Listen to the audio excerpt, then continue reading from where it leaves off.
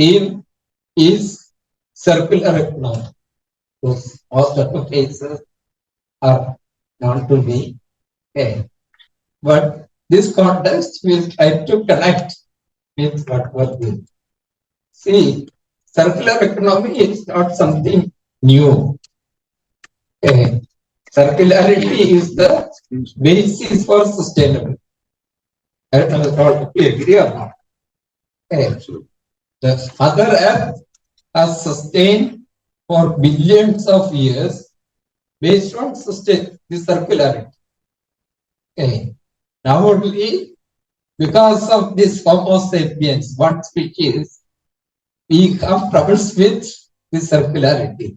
And now we are again reinventing and trying to set right. For example, if you take our body, the circulation of blood, if there is a block, we know what's the situation. So it is the same situation that is happening to the Mother Earth. Mother Earth has sustained for billions of years based on the circularity. Now, what is the basic principle of circularity of Mother Earth? It is ability to regenerate.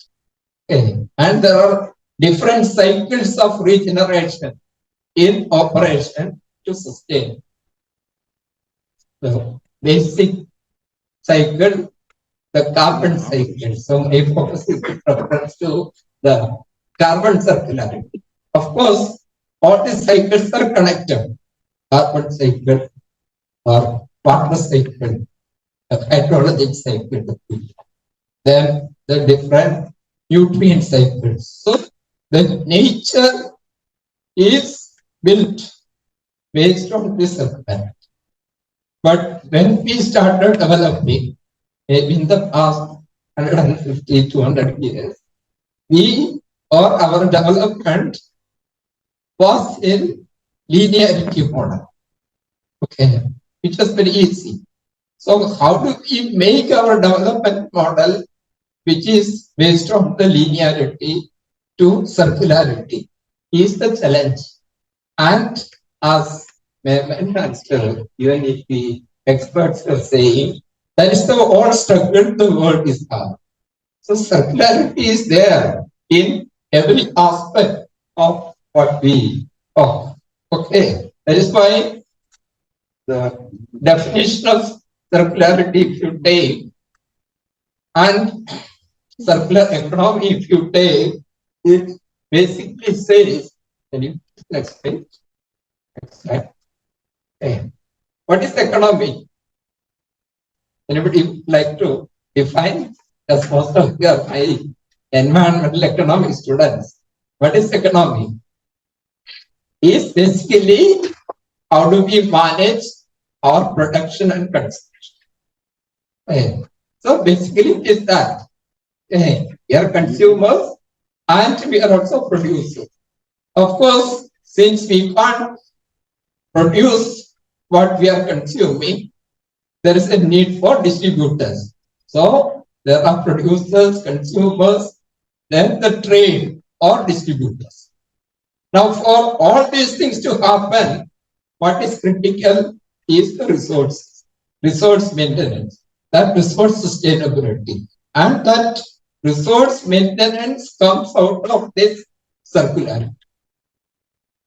So that's why we say circular economy is basically a production consumption system which is regenerative by intent and design. But many of our production consumption systems, we are not making it by design or by intention to be regenerative. So if we are able to connect with the production system or the consumption system that we are connected with and ask the question how we can make it regenerative, that gives answers to the, or that gives the domain of circularity or circular domain. And here you see, of course, our system, basically the production, starts with extraction, processing, fabrication, manufacturing, marketing, usage, then sometimes reusage, sometimes stop, but at some time it ends its life. At each of the stage, there is an efficiency issue. That is what we see in terms of waste or scrap. So, circularity, when we talk, there are two aspects to it. One is how we can have this production and consumption system by taking the minimum so that we can have more and more of production and more of consumption, or in other words, more and more of meeting our needs with reference to the limited resource. The mother earth, though it is regenerative, that regeneration capacity also has got limits. When we cross that limit, we get to the problem, the global problem of global warming is an issue like this, or the plastic pollution, or the waste management pollution that we talked about. All those things are connected issues. Of course, there are different models. Okay, many of you would have seen. One such model, people try to connect 6 elements and then call it as a resolved framework.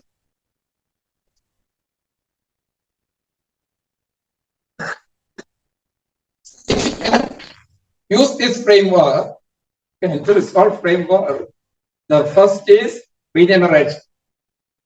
Regeneration is possible only with renewables, whether it is renewable material or renewable energy. Okay, so all world's sustenance is based on this renewable, and this renewability requires energy. And from where the Mother Earth gets energy to do this regeneration of renewable is solar energy. So the renewable energy from solar we use, and we use materials which are renewable. Then within the capacity of that regeneration, sustainability is. That is the basic principle of sustainability or circularity. Of course, in addition to this regeneration, we also should have the other elements in terms of sharing the resources, sharing the products, optimally using the resources. If we use all the resources for one purpose, that is where the engineering science comes in. How we can, with minimum use of resources, cater to the different needs of the people. So that is where optimization, looping, closing the loop, that's the idea which is behind this workshop, closing the loop. And also think of developing or providing some of our needs without the use of material. Can you do that? Or without the use of energy? That is virtualizing, okay, exchange in terms of replacing inefficient things with efficient things. Okay. We are also evolving. To start with, maybe we have developed certain technologies, certain materials. At that point of time, that was the best. But as time passes, we have better technologies, better innovation, and how we can shift from the old to the new. Professor? Yes. Can you explain virtualize a little more? Virtual. Okay. For example, here itself, how we have virtualized. Some of you are here, some of you are elsewhere. Means the virtual participants are there for our workshop. Means participation in this workshop, we have virtualized. Now this is not multi-mode. Some of you are physically here, some of you are participating virtually. Okay. So participation in this workshop could be fully virtualized if it is fully online. Now this is a fixed mode. working from office, working from home. It's a virtualization. Because by that there are benefits, there are also other issues. You'll be more comfortable if the hall was full. Okay. But there are several benefits in participation from online, the traffic and other things, and people who are serious. So that's an example of virtualization. So several things. See, what is to be kept in mind is what is the function. For example, mobility you take, transport you take. Why do we require transport? Get to another place. Yeah. It is for access. Access to what we want. Now, if that access can be provided in a different way, instead of this physical mode, then your needs are met. Okay, so there are different ways. That is what we need to rethink the ways we do.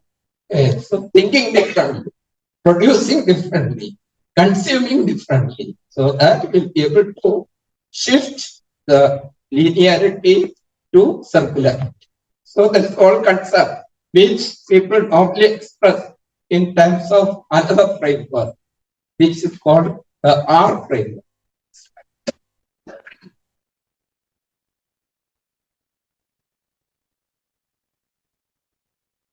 I think all of us have heard about 3R. Now 3R has expanded to, here you could see how many R's. You are seeing? Yeah? 16 R's you are seeing. Okay. So somehow all the thinking that is related to circularity gets connected with people, connect the R framework. It starts with, of course, the renewables already have told you.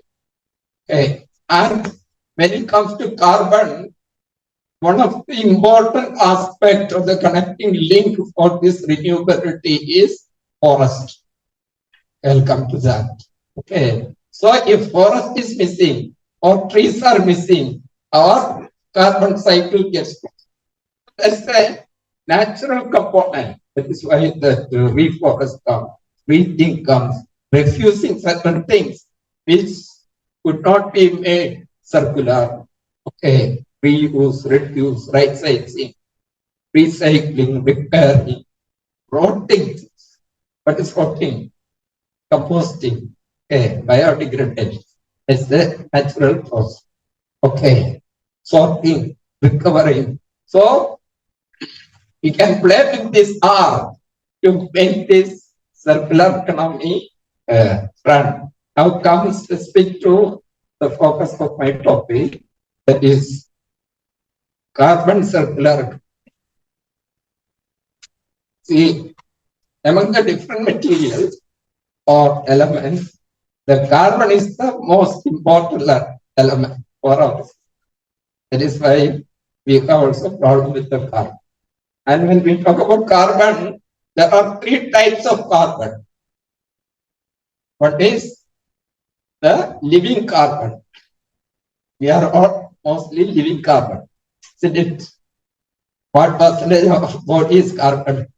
Because bulk of it is water, but the rest is mostly carbon. All living things, the basic build-up is based on this carbon. So living carbon, which basically passes through or cycles through this biological cycle. So the living carbon part. There is also some carbon which is durable carbon, which is very stable. The coal is a durable carbon, which of course we are taking in the body and then making it vegetative carbon. Okay, so welcome. So it is basically how do we ensure circularity of living carbon, durable carbon, and how do we manage the fugitive carbon that comes out of this use of living carbon or the durable carbon. When we talk about fugitive carbon, the greenhouse gas emission, carbon dioxide, methane. Okay.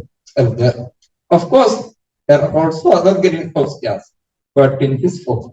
When it comes to circular carbon economy, there are two pathways.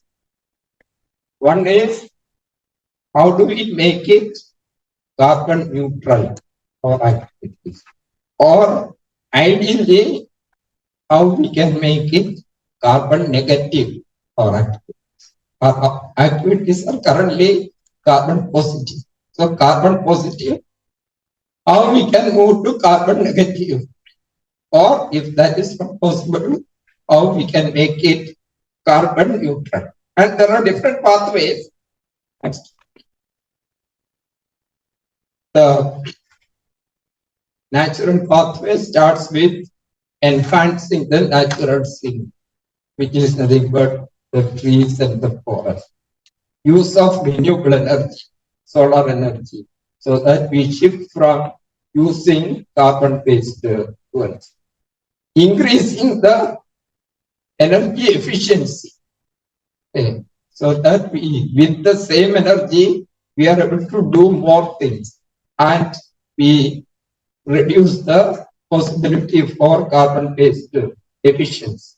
If we can't replace everything with the renewable energy, then shift to low carbon source. We are now talking about hydrogen fuel and that kind of low carbon sources, especially focusing on electrification of things, especially the mobility. We are thinking of electrification so that we can move from petroleum products to electric energy. And if that electric energy is from renewable sources, the full mobility gets moved out of carbon. So that's the whole idea of e-vehicles, e-mobility that we are. And with this renewable energy, maybe about 30% of decarbonization. If mobility systems also get electrified and the electricity is coming from renewable sources, maybe another 30% gets replaced. But still, there could be about 40%. And which also could be partially substituted with green hydrogen and green ammonia based substitutions. But ultimately, we will also still left with some carbon dioxide or some methane that comes out. That needs to be captured, utilized, converted into products. So, a combination of these different pathways in whatever activities we do, that is basically. So, what should be our KPIs? What are KPIs? Key performance indicator for carbon circular. I have put 6 KPIs.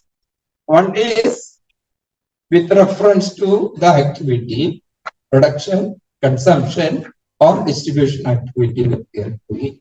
What is the extent of greenhouse gas emission reduction we are able to? That would be one performance indicator. What is the energy intensity reduction that we are able to do? What is the green investment that comes in the economic system? And what is the price for this carbon?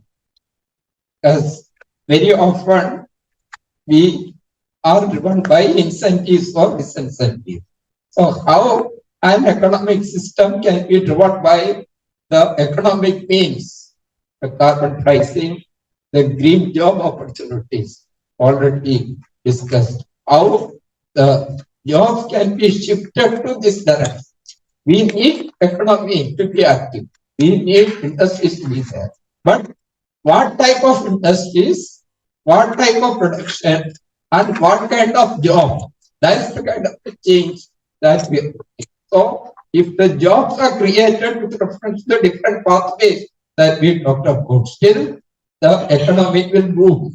Okay, so we need not worry. So many times the thinking, especially from industry side also, is that when we move to this circular thing, maybe we will lose business. Oh, it is creating business, getting more opportunities for business and for employment. And finally, this requires support of all. It's not just industry. When it comes to production and consumption, always the debate is a chicken story. Who is responsible? Industry will say we are producing it for consumers. Consumers will say producers are there. So where to start? We have to start together. Because as a society, we should start demanding. So this kind of awareness coming up in the society, so I'm very glad that industrial economics has taken this initiative to create awareness. And we nationally we have the life mission. Life mission is basically nothing but lifestyle for environment. Lifestyle for environment. It is to drive this circularity.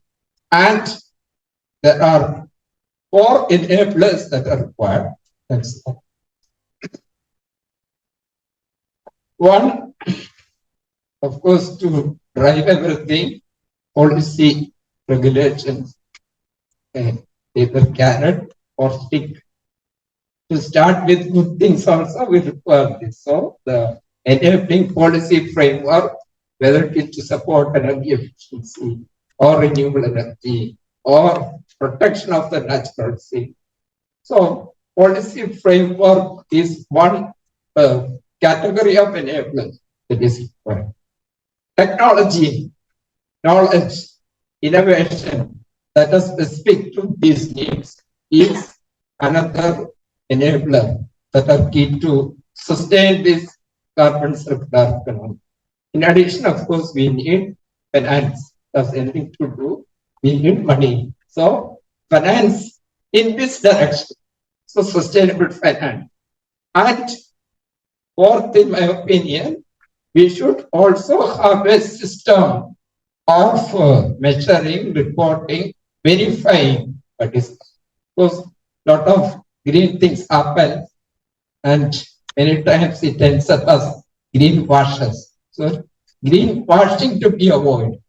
So that there should be a proper way of MRV, measurement, reporting, verification system, so that we know where we are and we can also track how we are progressing, where we should prioritize, and how we need to go. And especially when it comes to prioritization, in economics, we know ultimately it is the cost and the benefits. So what is the cost of each of these lines will be one of the key areas. We should also have some fair understanding of the cost. The next slide, you will see some comparison of the cost of the different types. For example, carbon engineering, energy efficiency, natural modes of restoration of different systems, or whether it is renewable energy. There is a cost difference, and cost ranges are also applicable. For each, the cost varies broadly, because it also depends upon the situation, depends upon the context. But among the things you can see, for example, if you look at nature-based solutions, there are different solutions that are possible. Seagrass restoration is also a nature-based solution. But we can see that that's a very costly thing. And when you have other options which are very cheap, we should know what is our priority.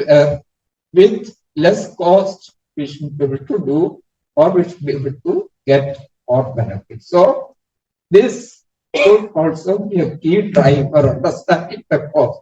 And the cost is also scale specific, depending upon what scale you are doing and how to be scaled, the cost of course comes from. And this also brings in opportunities, especially with reference to forest, which is the natural carbon sink. Next. net zero. Our country has promised to become net zero by which year? 2070.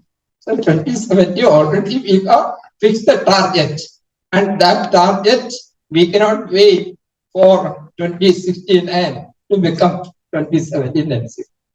This we should start now. See, initial progress will be very fast. For example, 50% reduction in the carbon emission we'll be able to achieve with less cost very fast if you are able to start immediately. But still further and further reduction to achieve the next 50%, as economists think in terms of marginal cost, the cost increases. So, and how this cost and the benefits could be linked, for example, to establish a forest carbon sink, how we can put a price for this carbon which is harvested, and how that could drive people to go for natural forest, natural sink. There are schemes and systems in place, and there are some studies at global level which says that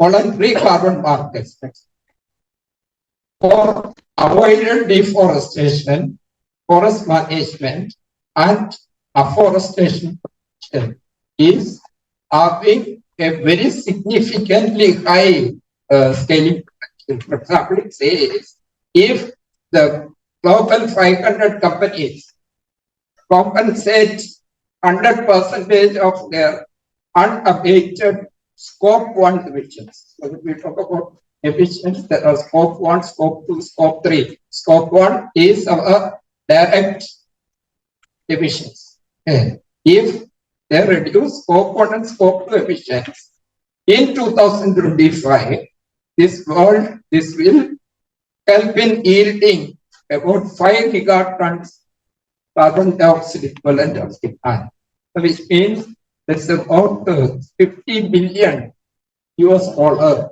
if you put a price of $10 per ton of carbon dioxide. Which means there is also an economic way of incentivizing or creating incentive for this circular economy to drive.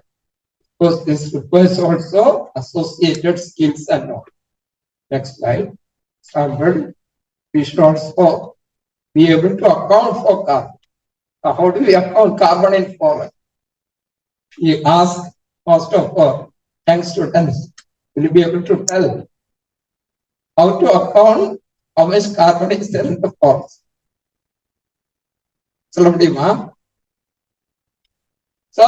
that's the kind of a change we should also bring in the education system. So that we create employability in this direction. Next slide. Sorry, this slide itself tells. Example, where do we have carbon in forest? Carbon in forest is basically there are five components. That's what you see there. Because one is the above ground biome, the tree, the trunks of the trees, the leaves of the trees, etc., which we have to assess in terms of the biomass. And of course, below ground also there is carbon. And in some forest system, the below ground biomass means the below ground to carbon.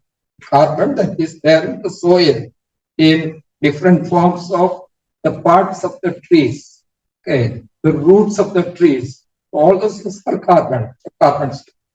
That wood is another component of the carbon stock. Litter, the leaves that they fall, and of course the soil organic carbon, just ultimately converted into part of the soil.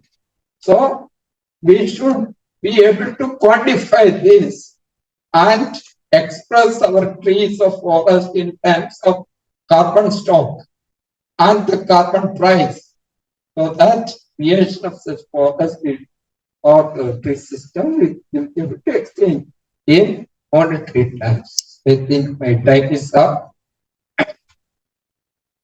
And we are very glad that as a country, we are moving in this direction.